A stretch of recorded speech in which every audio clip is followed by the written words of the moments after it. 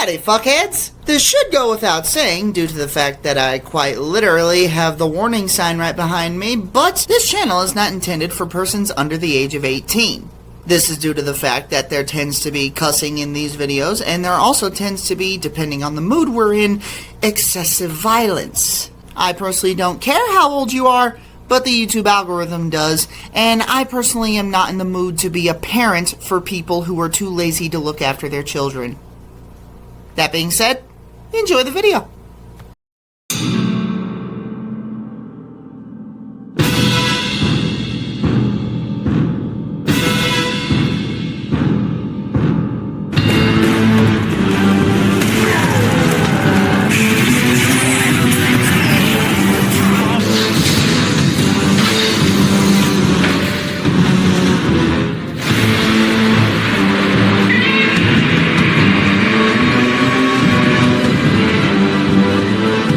Greetings, my fellow fanatics of the world.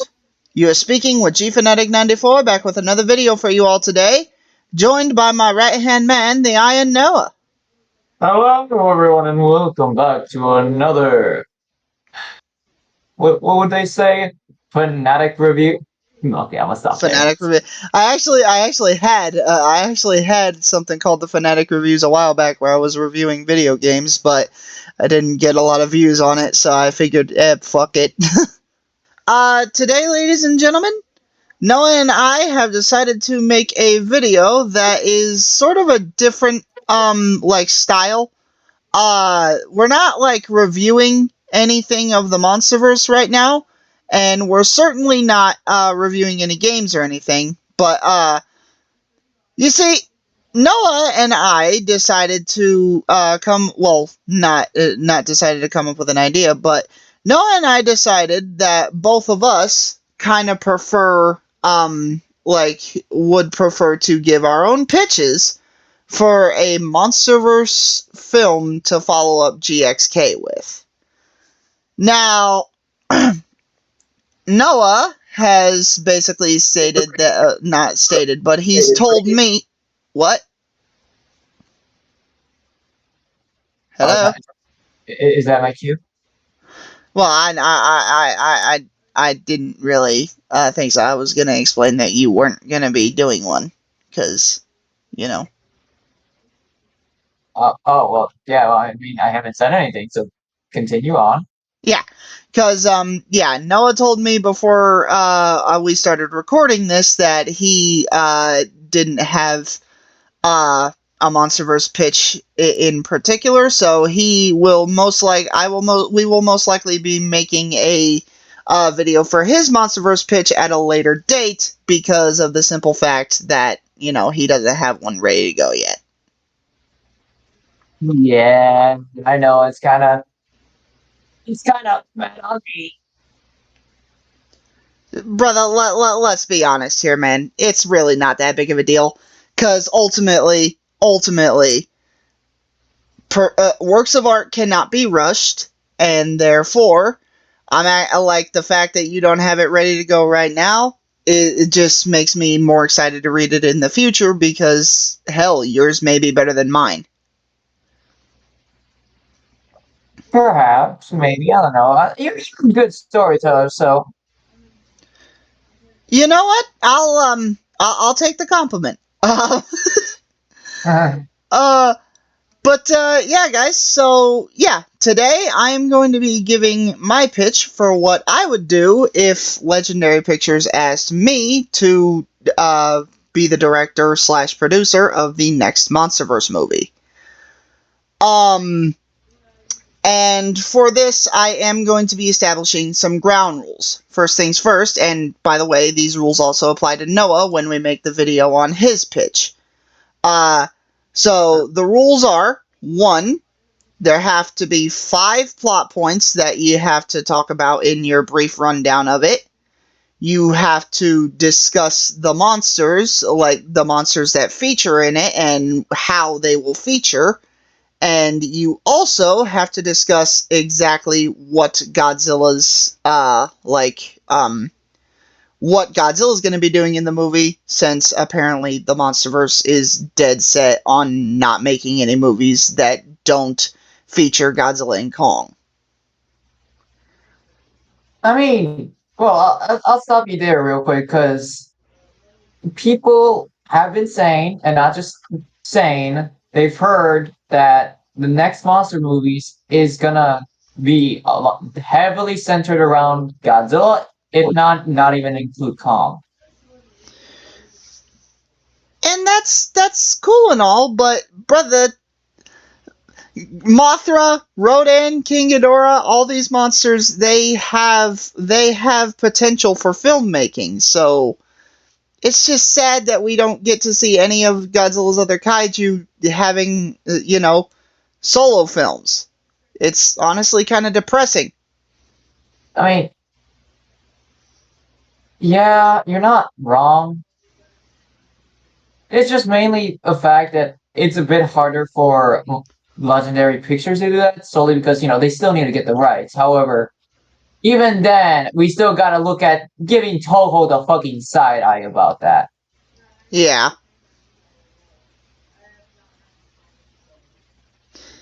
Yeah, I'm not gonna sit here and lie, bro. Toho, like people give Toho a lot of flack, but ultimately they do. Ultimately, Toho has ultimately done nothing wrong with the license. I just really wish that Toho would make more solo movies about their kaiju set aside from Godzilla.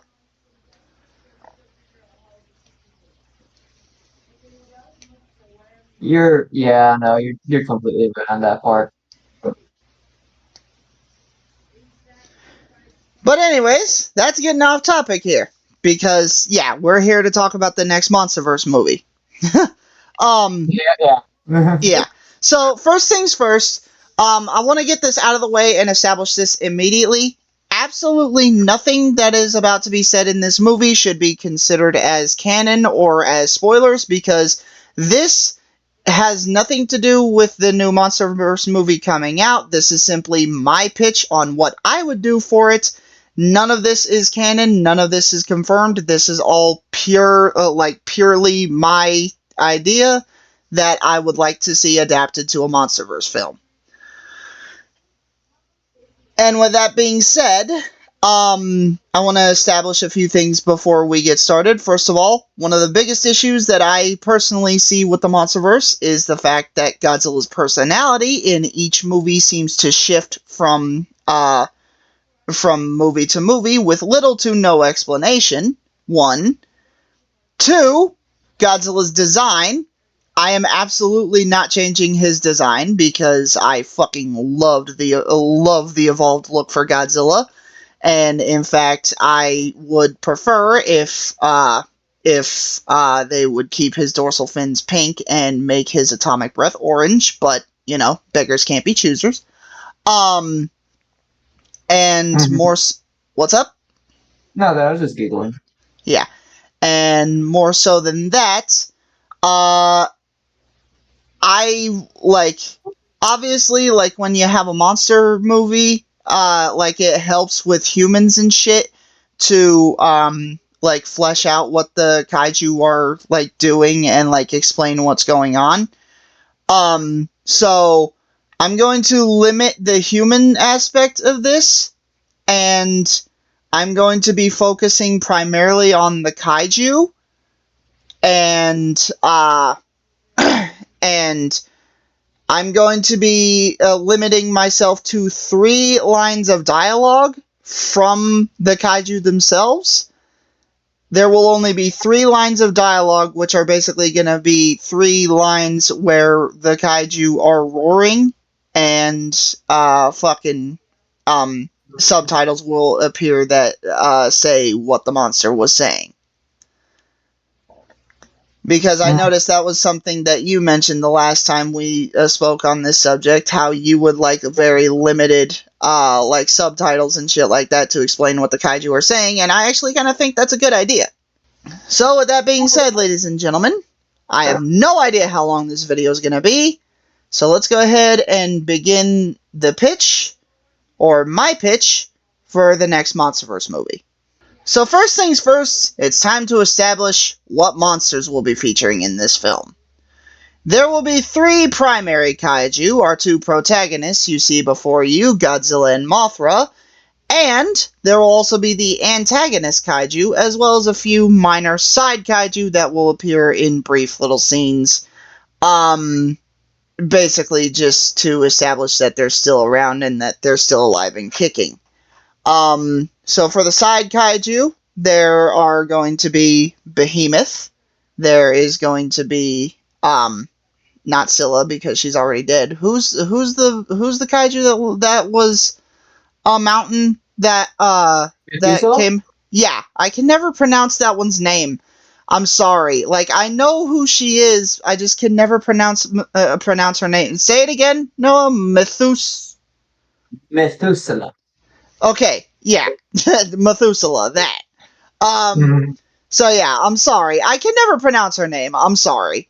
So yeah, there's gonna be Behemoth, Methuselah, and there is also going to be a not an original kaiju, but one that hasn't been seen since King of the Monsters, much like the 2 that I just listed, and that is the Queen Muto.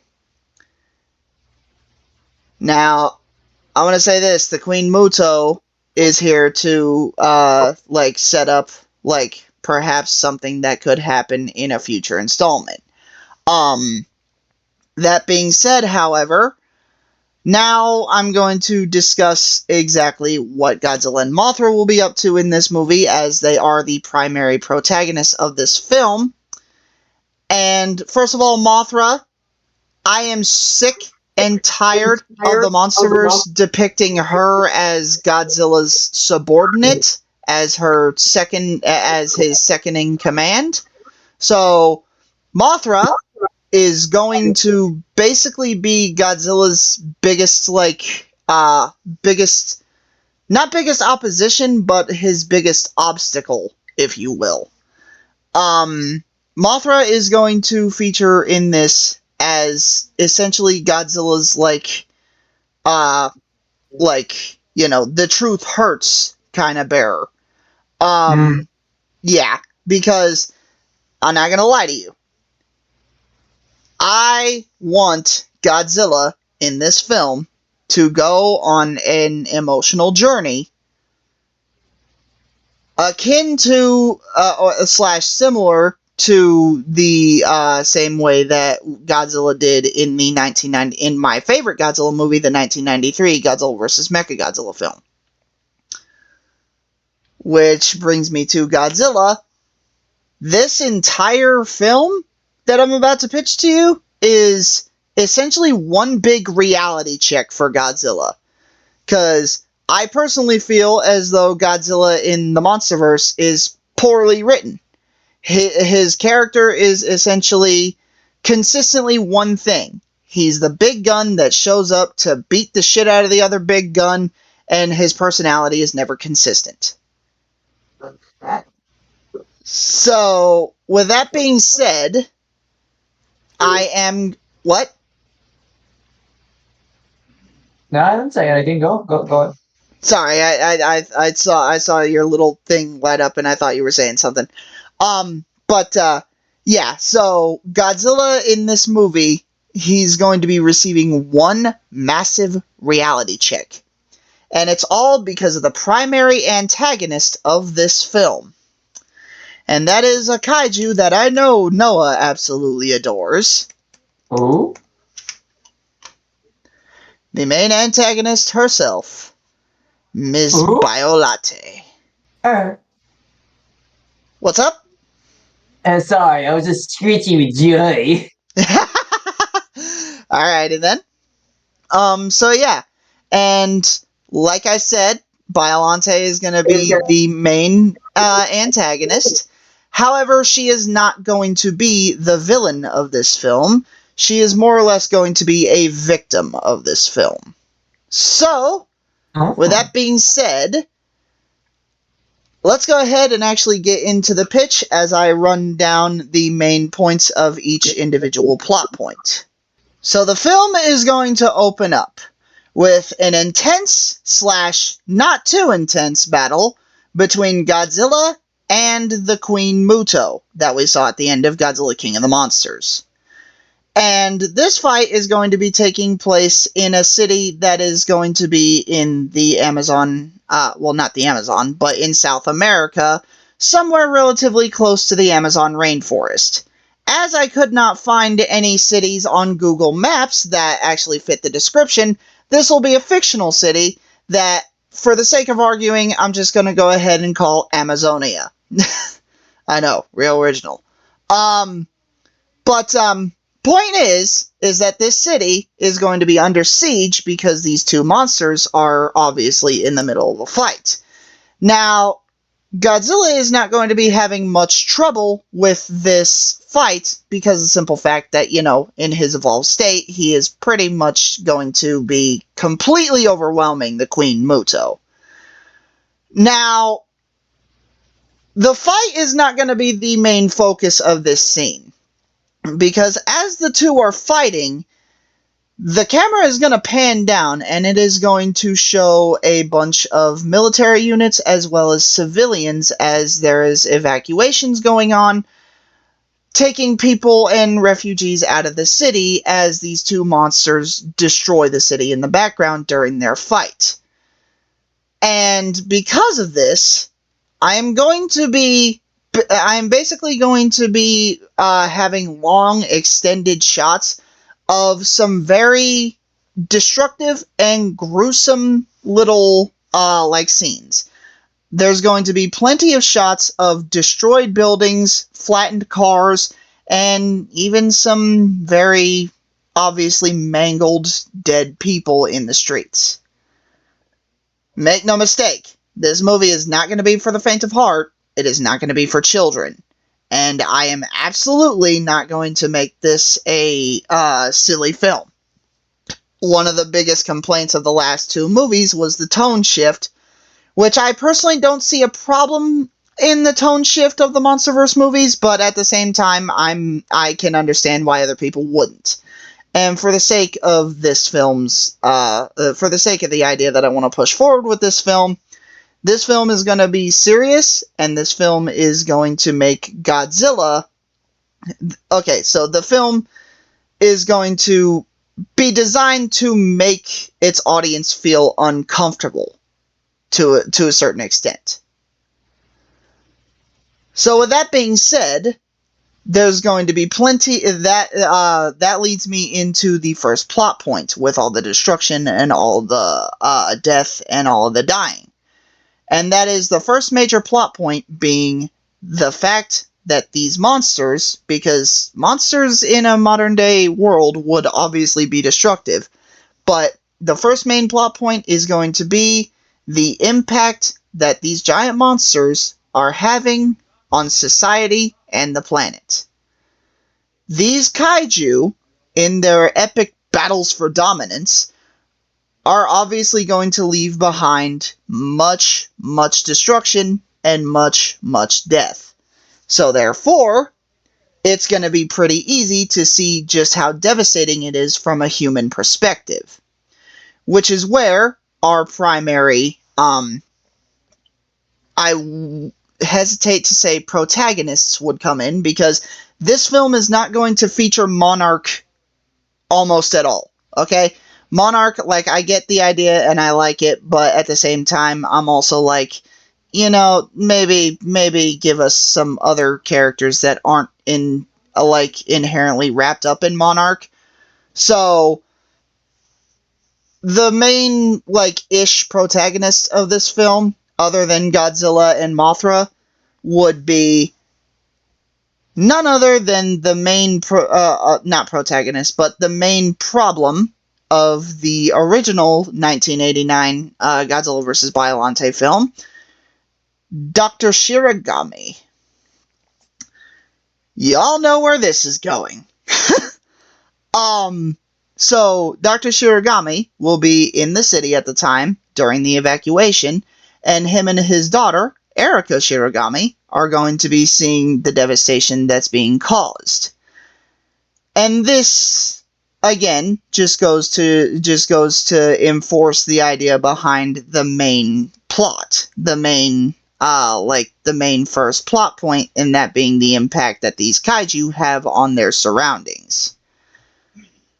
This, however, is going to lead directly into the second plot point, where we're going to see Dr. Shirogami and his daughter, as they are going to be actively working on / looking for ways to counter / help rebuild cities that are destroyed in the wake of these giant kaiju.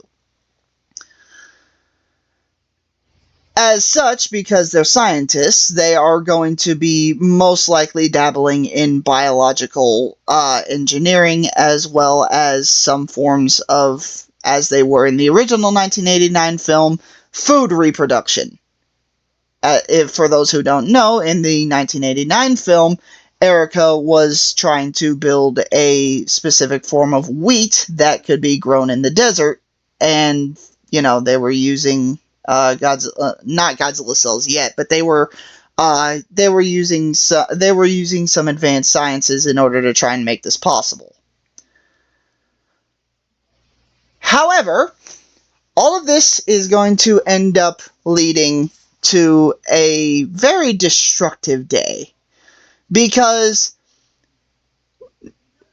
the next point is gonna focus on the monsters, because it's gonna show Dr. Shirogami and Erica as they are trying to get out of the city, and, well, unfortunately, the battle between Godzilla and the Queen Muto is going to be around them.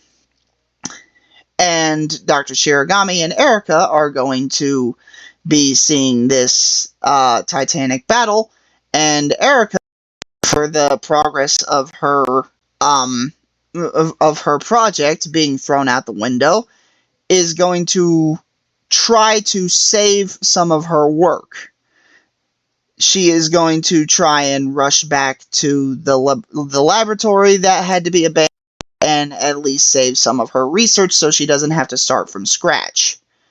This is where Erica is going to meet her untimely demise, because during the fight, Godzilla and the Queen Muto are going to be wrestling with each other, and they are both going to topple each other over and crush the building that Erica is inside of.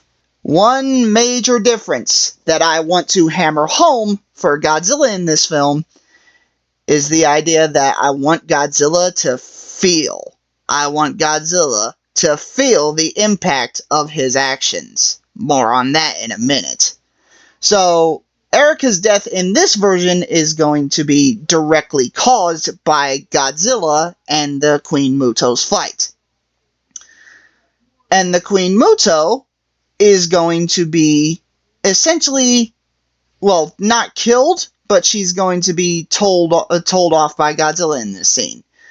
After crushing the building with Erica inside of it, Godzilla is going to force the Queen Muto to submit, and because this wouldn't be the first time that the Queen Muto has actually picked a fight with Godzilla, he is going to have a show of immense cruelty here. He's going to rip off the Queen Muto's arm. Ouch. Yeah. He's going to rip off the Queen Muto's arm, and he's basically going to say, "You act up again, and I'm going to rip off your head next." You will see later that Godzilla should have just ripped off her head now, because, very bad idea to leave a fucking parasite that's 300 feet tall alive. But, that just tends to happen in these movies sometimes. So, yeah. So, long story short, this first scene is going to hammer home the first two major plot points. The fact that the monsters have a profound effect on their surroundings. The fact that mankind and the world are struggling to adapt to, cope with these giant monsters appearing. And, this isn't a major plot point. This is just a change to the story. Erica's death is going to be directly caused by Godzilla and the Queen Muto's fight. So with those first two plot points in mind, let's go ahead and discuss what happens next. Obviously, because of the fact that Erica is dead because of the events that happened in the city, Dr. Shiragami is going to be very distraught because his only child is now dead. And as a result, well, Dr. Shiragami, it's not gonna be the same thing that happened in the 1989 film where Dr. Shiragami pulled a fucking Dr. Evilstein and fucking combined his daughter's DNA with that of a rose and shit, and then combined Godzilla's DNA with it after.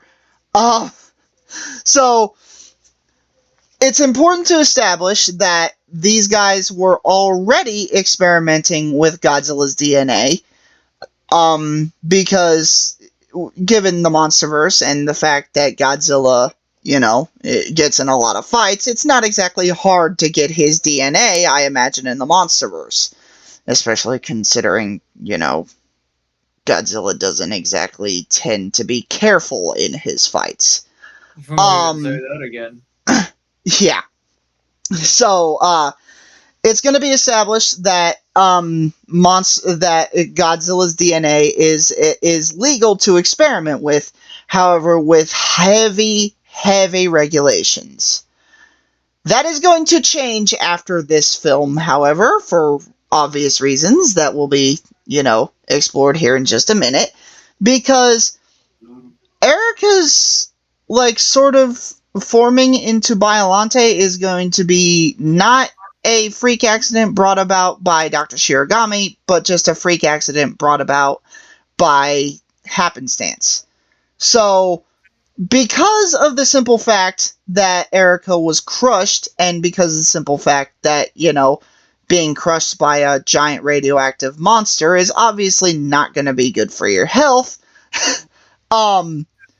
it's going to be heavily implied that there was a massive amount of radiation from both the Queen Muto and Godzilla that got absorbed into Erica's body. So when Dr. Shiragami takes Erica's body to, be preserved and so he could have a proper burial for her, they're going to inform her that something strange is happening with her corpse, or presumed corpse, because, she's not actually dead, just her current body is dead. And he's going to be called over to see the fact that Erica is starting to, her body is starting to turn green. And as her body is starting to turn green, Dr. Shiragami is going to take her to another laboratory of his, and he is going to try and maybe see if he can save his daughter's life and stabilize her condition. This is where it is going to take a very ugly turn, because due to the fact that Dr. Shiragami is a world-renowned scientist in this particular story, he is obviously going to have access to materials that most other scientists would not, including a surplus of Godzilla cells. And because of the fact that Erica had already been experimenting with Godzilla cells, and after she got crushed, a lot of the radiation from Godzilla and her experiments that were around her are already going to be absorbed into her body, which means that this husk that is on Dr. Shiragami's table is going to absorb even more G cells every opportunity it gets. And this is going to lead into Dr. Shiragami leaving his lab for the day, and then when he comes back, Erica's body is gone, and the entirety of his G cell, his Godzilla cells count is also gone. Huh. I'm not saying that Erica is still alive at this point, but the G cells that are inside of her body are, and they're making shit happen. So this will then show even more shots of destroyed cities and shit from the past, including the city that was right next to Godzilla when he jumped off of the cliff in the last film. What city was that? I do not remember. Oh. Well, the point is, the whole place is going to be flooded, and it's going to show major like scenes of the fact that, you know, because of Godzilla's fights and shit like that, there are many thousands of billions of people that are homeless or dead or worse because of Godzilla's fights, and because of the fact that Godzilla does not tend to be careful in his battles, as I already said. So, because of this, we are then going to see how there are many different governments of the world who are considering now more than ever that Godzilla may be a bigger threat than any other monster, because Shimo seems to be pacified, Kong is not really a problem, Mothra has never been aggressive, and other than Shimo, there is no other monster in the world that can rival Godzilla. Keep in mind, this is before they know Biollante is a thing.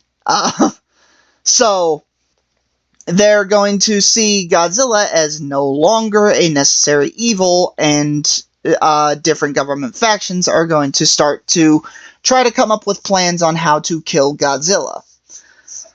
The main point of this is to establish the fact that the main plot point number 3, that mankind does not trust Godzilla, and Godzilla does not trust mankind. The other Titans are fine. The other Titans, mankind is willing to work with them, mankind is willing to adapt to them, but mankind is starting to see Godzilla himself as a threat. And Godzilla, well, we've seen in the Monsterverse just how prideful and how little Godzilla is actually willing to put up with shit like that. Yeah, I don't see that ending too well. Well, that's the problem, bro. This is not going to end well for either Godzilla or mankind, because, again, this whole film is going to be a major wake-up call for Godzilla. Now, this leads me into plot point number 4.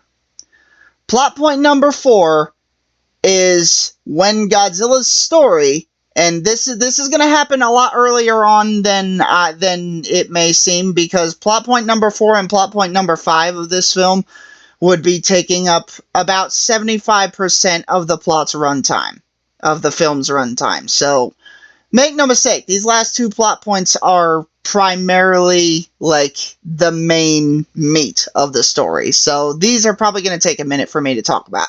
Plot point number 4 is going to be comprised of a myriad of different scenes.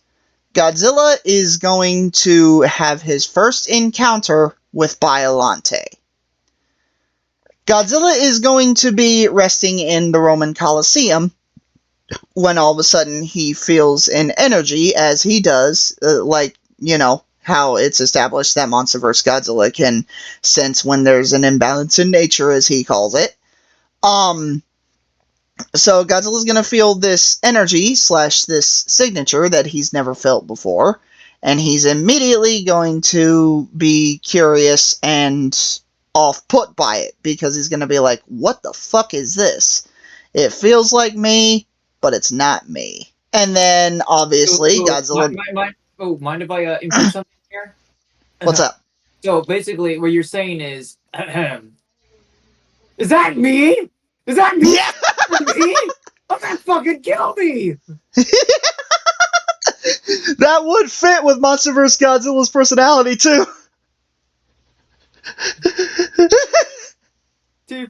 Fuck's sake, Noah. But yeah, so Godzilla is going to feel this presence, and then he is going to go investigate, obviously. Once he finds where this sort of energy is coming from, he is going to see this grotesque, rose-like form of a gigantic beast. This beast is obviously Erica. Now, Godzilla doesn't know where this beast came from. But Shiragami is going to be watching this situation unfold from the news, and he's going to put two and two together, and he's going to be like, oh shit, I created another giant monster. However, this is not Shiragami's story anymore. Shit is going to hop over to Godzilla and Mothra's story, because at this point, Dr. Shiragami's story will likely be explored and expanded upon in another film. So, that's not the end of Shiragami's, like, shit here in the movie, but, it's gonna be essentially the stopping point for his story to be picked up in a later film. This is where Godzilla's story starts, because once he encounters this rose-like form of Erica's, who is now Biollante, he's going to be shocked. He's going to be confused. And the reason he's going to be confused is because he's now going to understand, now that he sees this thing, exactly why it feels so strange to him. Because it clearly is part of him, but it is also, it has like a human consciousness. And this is something that's like new to Godzilla. Like, he's not new to human consciousness, but he's new to human consciousness being in this form. Godzilla, as we've seen in Godzilla vs. Kong and Godzilla Kong the New Empire, Godzilla doesn't really seem to give a shit about people. Godzilla's just like, if they get the fuck in the way, they get crushed. And unfortunately, this is going to be the primary driving factor of Godzilla's story from this point forward. Because Godzilla is going to see Biollante, and he's going to see Biollante as her biological makeup is going to be so unstable that her presence is draining the life of the vegetation and the animal life around her. Biollante's entire biological makeup is going to be so unstable and so just fucking grotesque that her entire body is essentially going to be a walking, like Medusa from the Godzilla 1998 TV show, where her just much more severe, whereas Medusa fucking drained like the hydration out of everyone's body. Biollante in this case is going to be draining the life force out of all living creatures around her, and she can't even control it like Medusa can. So, yeah, essentially Biollante is basically just a walking cancer cell. Damn. Well, dude, this is... Okay, I'm gonna explain this more in just a second, but this movie, this pitch, is designed to make people feel uncomfortable, because this is what I'm trying to make Godzilla feel. I'm trying to make Godzilla feel uncomfortable with the way he has been ruling the planet. Plot point number 4, in a nutshell, is the fact that Godzilla is going to be confronted with the reality that his way of ruling the world, his way of being king, is self-destructive. Because he's going to realize that the beast before him is ultimately his own doing. Biollante is going to be a monster of Godzilla's making. And granted, yes, Godzilla did not, intentionally do it, but the whole situation could have been avoided if Godzilla was more careful and if Godzilla had paid attention. So, the whole point of Biollante's existence in this film is going to be to hammer home the idea that Godzilla, maybe now that all the monsters that he was here to fight are gone, Ghidorah, fucking, Scar King, maybe now that all the biggest foes that Godzilla has ever faced, now that all they're gone, maybe Godzilla has to consider the possibility that he is no longer required, at least not in the way he was before. Because before, yeah, Godzilla was absolutely required because, you know, giant three-headed golden demon that fucking destroys planets and a dictator in the form of an ape that enslaves one of the most powerful monsters on the planet. Yeah, you're gonna need another monster that is absolutely vicious and savage to you know, take care of these things. But now that Godzilla's biggest threats are gone, I think it's more than safe to say that Godzilla's arrogance would lead to the creation of more, possibly more dangerous kaiju. For example, Biollante here. Now, as this first fight unfolds, Biollante is going to be going through physical changes and genetic mutation, ultimately slowly leading to her final form. She's not going to reach the final form in this fight, but she is going to be reaching the final form towards the end of the film. And at some point or another during this fight, because Mothra can feel the same energy that Godzilla does, Mothra is going to show up, and she is going to force the two to stop, not the two to stop fighting, but she's going to force Biollante to submit, and Biollante is going to go underground and start to flee the scene. This is where I'm going to have Godzilla really start to reflect on himself. After his first fight with Biollante, Godzilla is going to be taking a look around at his surroundings, and he's going to be seeing the devastation and the destruction that Biollante has caused, not just to a nearby small town and to a few other nearby small towns, but also the landscape around them. He is going to look upon this destruction, this massive zone of just death and just fucking murder, and he's going to realize that this thing is a major problem. He's going to realize that Biollante, like literally the fact that she's alive, is a threat to the entirety of the planet, because the more she grows in strength, the more her body absorbs life energy, and the more she just kills stuff on accident without even trying. And this, Godzilla's going to be looking at this, and this is going to be the first time that Mothra, this is going to be the first of those three, lines of dialogue that I was going to tell you about, where we're actually going to know what the monsters are thinking. Mothra is going to be in the area, and she's going to look at Godzilla, and she's going to say simply one line. You know you did this, right? Mothra, like I said, Mothra is going to be the biggest thing for Godzilla to make him realize that this is more than likely his fault.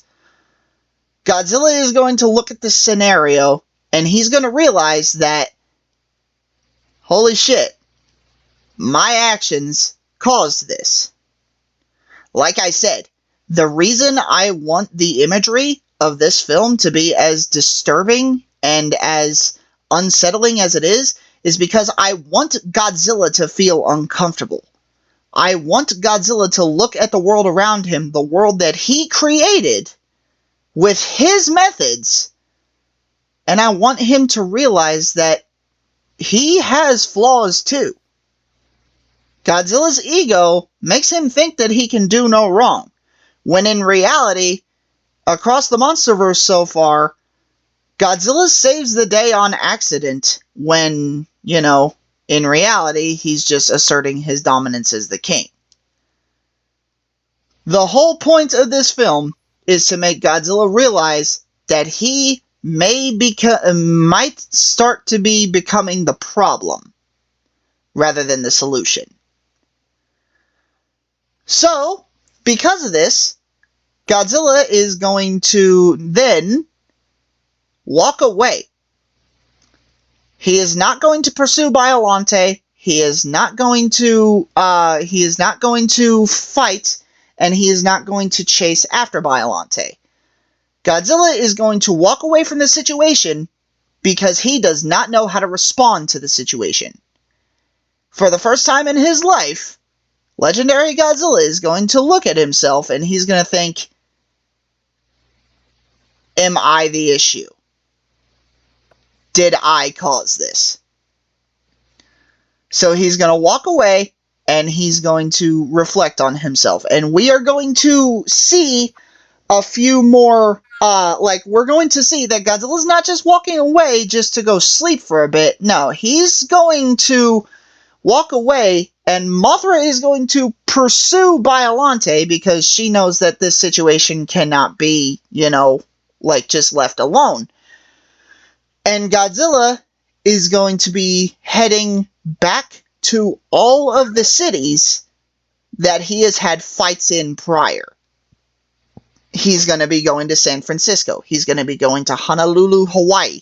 He's going to be going to Boston. He's going to be going to, what city was it in GXK where they had the climax? Hong Well, Kong. yeah, Hong Kong, but that was in Godzilla vs. Kong. Oh, oh, you said GXK, my bad. Bloody... Beijing, was it? Nah, it was somewhere in Brazil. Brazil. Fuck, I don't know what city it was. Damn it.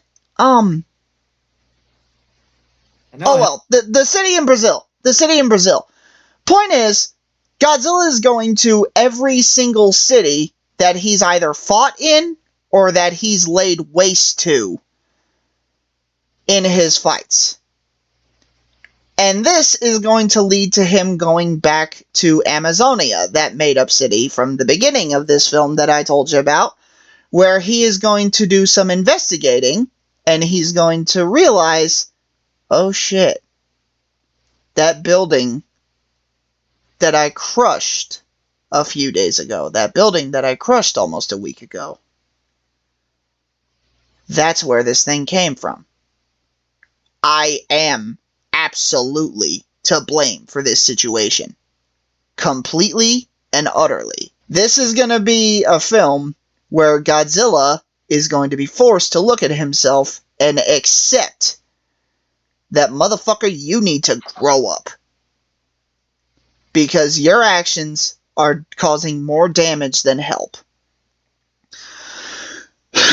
And keep in mind, while all this is happening, because the majority of this, of these scenes of Godzilla exploring the destroyed cities of his past fights, is going to take up about 30 minutes of the runtime, and during that entire 30 minutes of the runtime, Mothra is going to be trying to fight Biollante, and she's going to be getting her ass handed to her.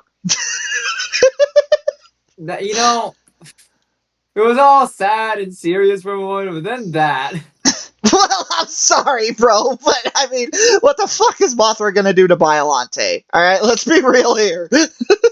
So yeah, Godzilla's reflected on a good chunk of his ways, and now Mothra, who has been basically getting her mothy ass handed to her for the better part of, 2 days, or in the movie's runtime, 30 minutes, she is now going to be, basically saved, because Biollante hasn't been trying to kill Mothra. Biollante essentially has just been trying to figure out exactly what she is up until this point. And now that she knows what she is going to try and kill Mothra. This is when the king, who no longer thinks of himself as a king, is going to appear. Godzilla is going to show up and pick up... Damn it, hold on.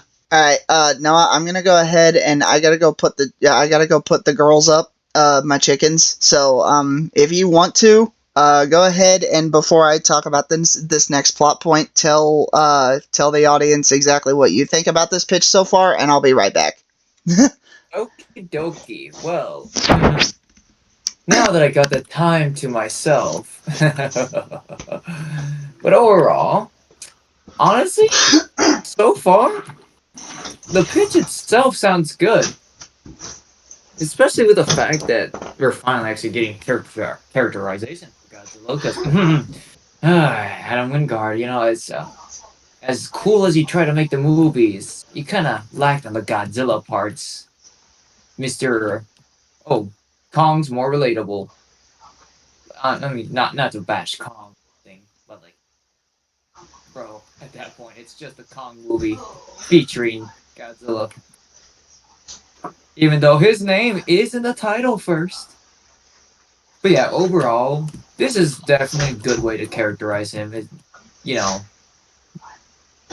give him more of a outlook, better way to. I don't know how to word it. It's honestly just overall really good. Though I'm already kind of biased the fact that it has Biollante in it. So overall, after I said that, I wonder what you guys think so far. All this leads me into plot point number 5. There's Noah's little a pop-up there because he's setting up another Minecraft server because he's a busy little bee. Awesome, dude. uh, but yeah, plot point number 5 is going to be in the final battle.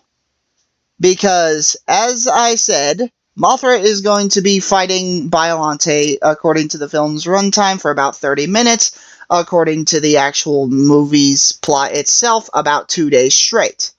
And during those 2 days is when Biollante is when Behemoth and Methuselah are going to be there, because Biollante is going to basically head towards Behemoth's home, because for whatever reason, she's going to want to absorb as much life energy as she can there, because I guess, like, she's thirsty or something.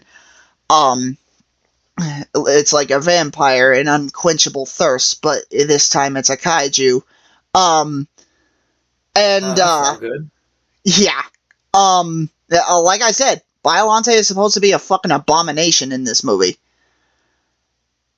And so, yeah, essentially, this fight is going to be taking place over 2 days while Godzilla's reflecting on his past battles, and Biollante is going to be absolutely whooping Mothra's ass.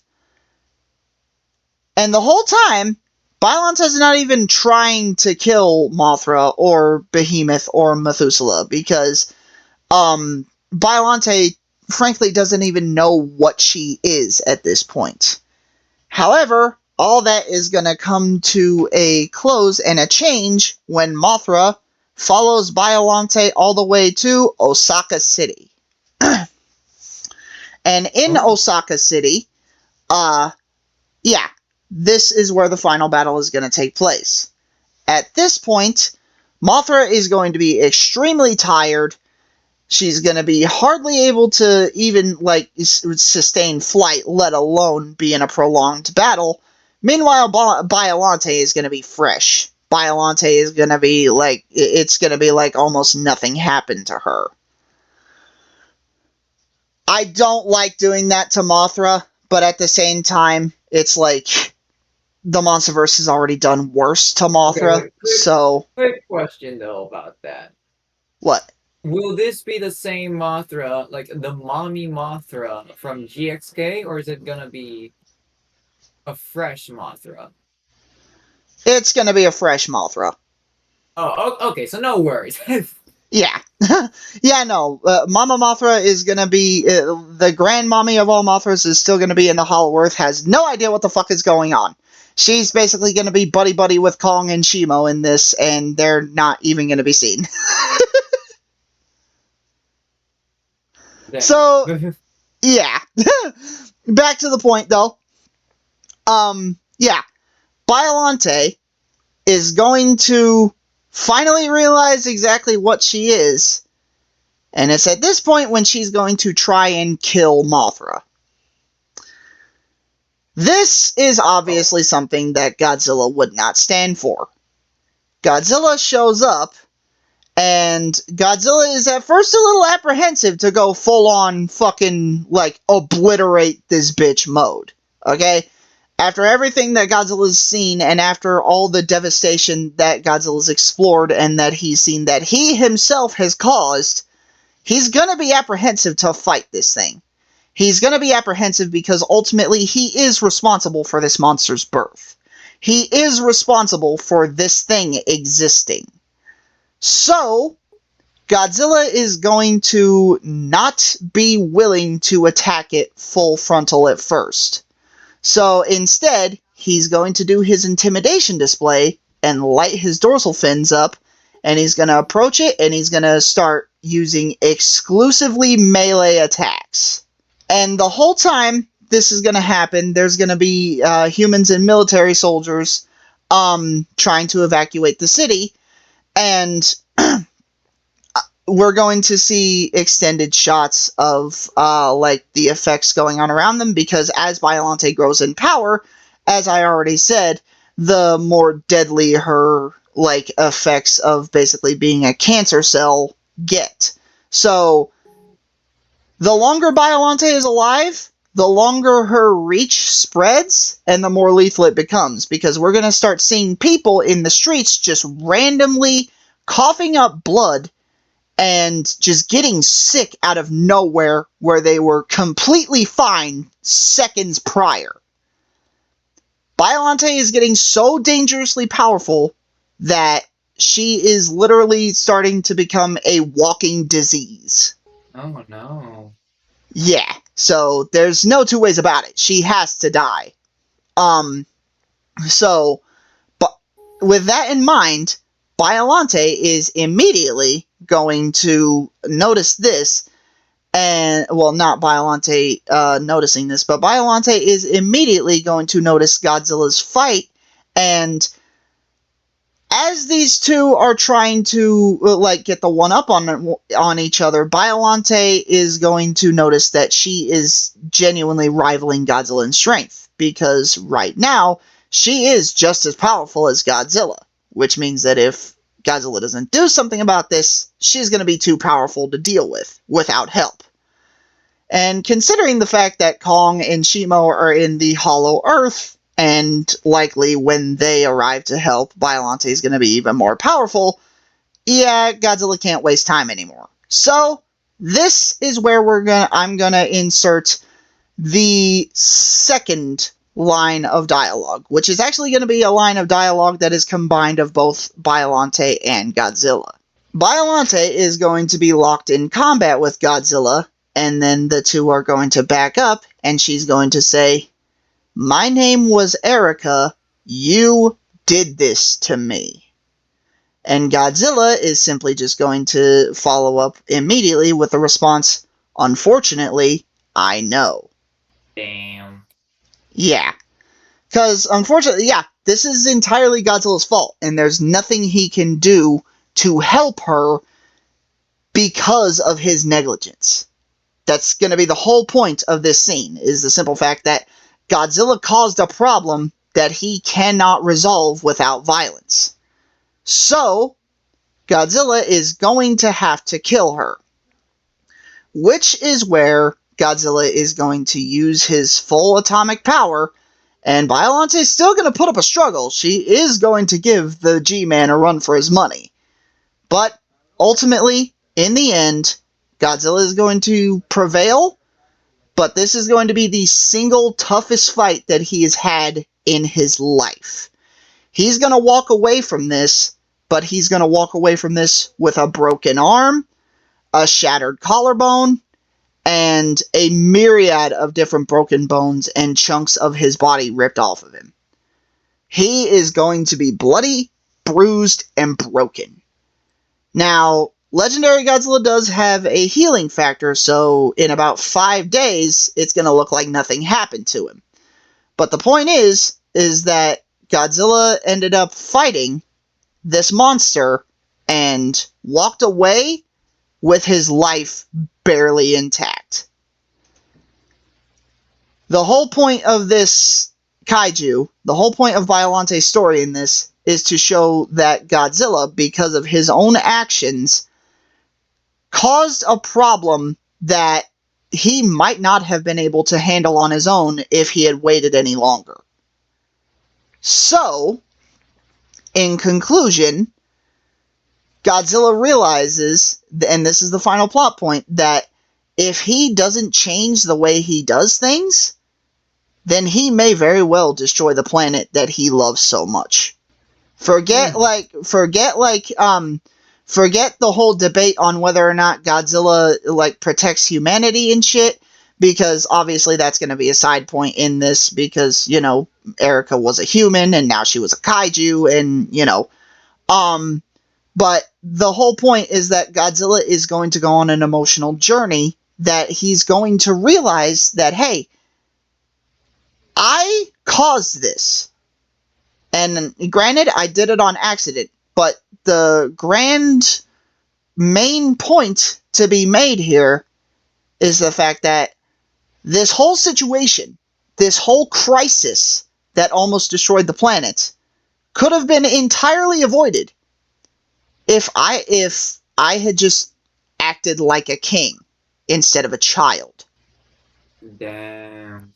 Because ultimately, that is exactly what Godzilla, like, that is exactly what legendary Godzilla ultimately feels like, is like, he feels like a prideful bastard who, like, yeah, he saves the day, but he does so on accident when he's just trying to establish his dominance of the planet.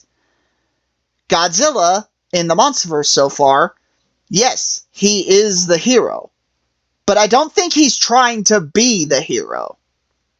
The main... Most definitely not. Yeah, no. So, at the end of the day, this leads me to my final line of dialogue that Godzilla is going to have. And again, it's going to be a combination of two kaiju, basically finishing each other's sentences. Mothra is going to be standing, basically watching him, and she's going to say, "What's wrong?" Because Godzilla's won the fight, but he's, she can tell that he's not, in the right headspace right now. Like, he's not thinking straight. So she's gonna ask him, "What's wrong?" And Godzilla says, "I have been a buffoon, not a king. From this day forward, that changes." And that is going to be where it ends. Ooh. So, Noah, now that I have spelled out my Monsterverse pitch, what are your thoughts? Honestly, before I heard this, I was like, damn, this motherfucker Goji for real be like, derp.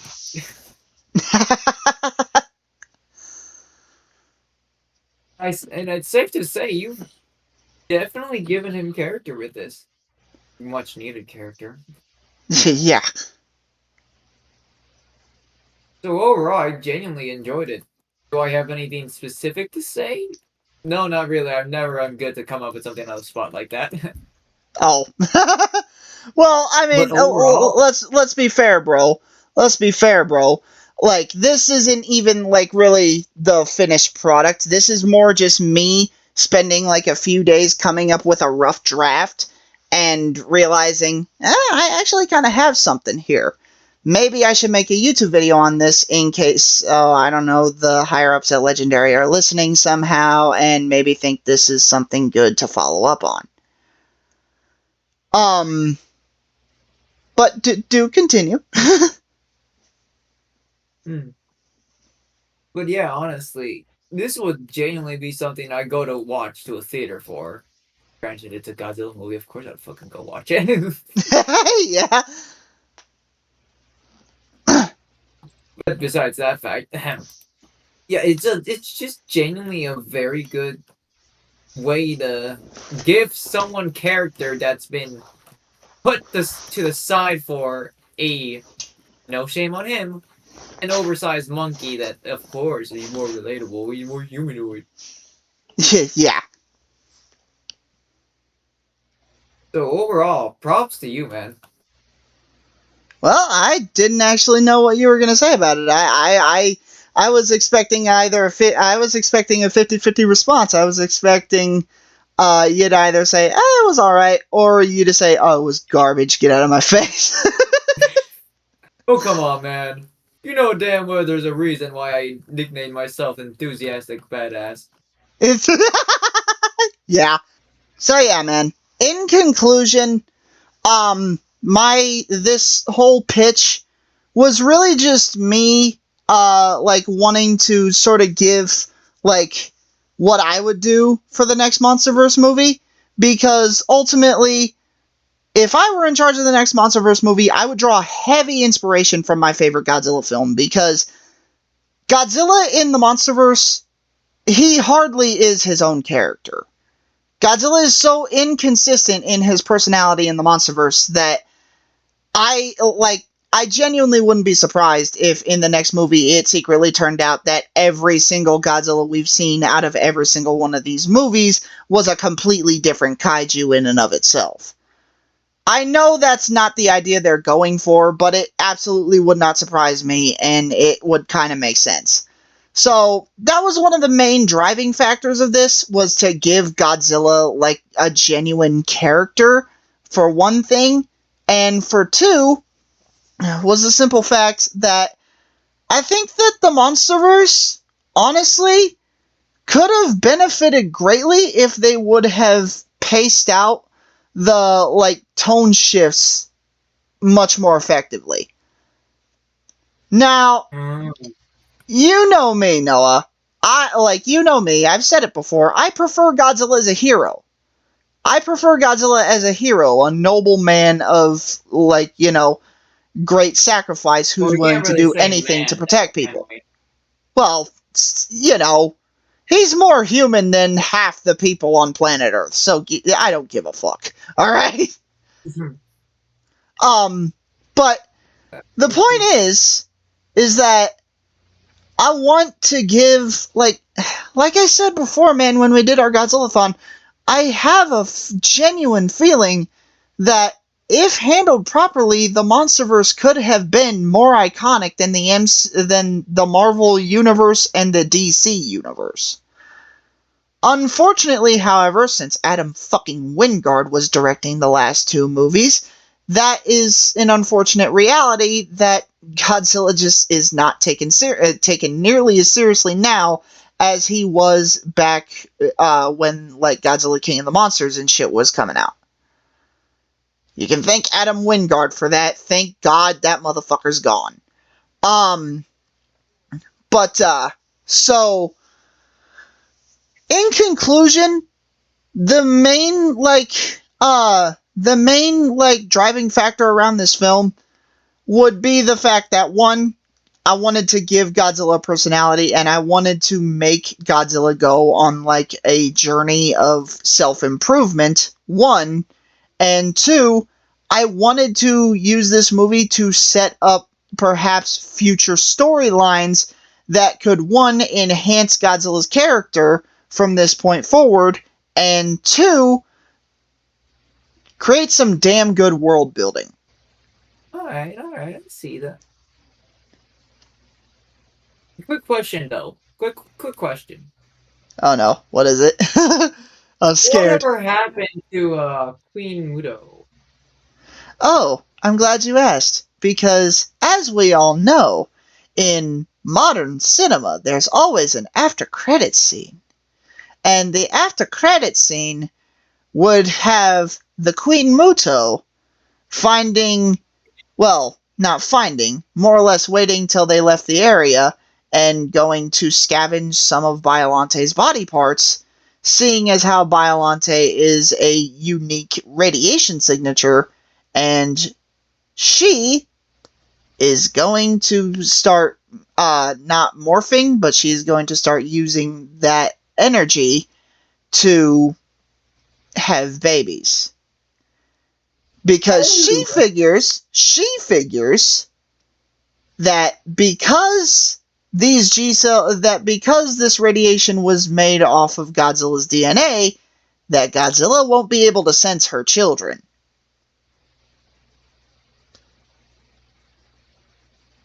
Oh. So yeah, she went and found the corpse of Biollante, and she used Biollante's body to mask her children being born, which is going to now lead to there being thousands of Mutos. You know, I don't know why, but that's giving me real good flashbacks of my little Of your Godzilla storyline. yeah, which is completely separate, guys, so don't pay mind to that. Yeah. Well, yeah, man. You know, like, and honestly, that's like obviously thousands of Mutos is a bad thing because they are literally walking extinction events. But I'm not planning on having it be thousands of Mutos because, again, this is a unique energy signature, basically a mutant abomination of nature.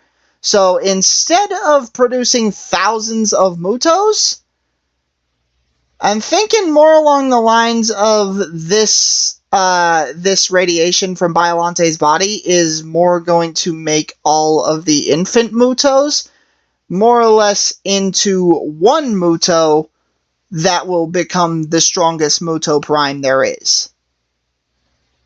Oh. Oh yeah. Oh. Where the fuck is this spider at? And he just goes back to Minecraft. Oh, sorry, I'm in a mine shaft right now, so I'm trying to stay alive, bro. But yeah, that was my pitch for the next MonsterVerse film. I wanna make this clear. None of this is likely going to happen, and in fact, I wouldn't be surprised if this video goes completely ignored and unseen. But I just wanted to make this video because I for one just want to see a movie where Godzilla is treated as a character rather than just the big gun that kills the other big gun. And with that being said, we will see you all in the next video. Anything you want to say before we head out of here, Noah? Well, let me see. One giant lizard, two, a giant mutant plant. Hey, just a goddamn monster movie. Yep. Anyways, toodaloo! Okay, what the hell am I sensing? Is that the Namekian? Is that me? Is that me stronger than me? I'll f***ing kill me! Where you going? There you go.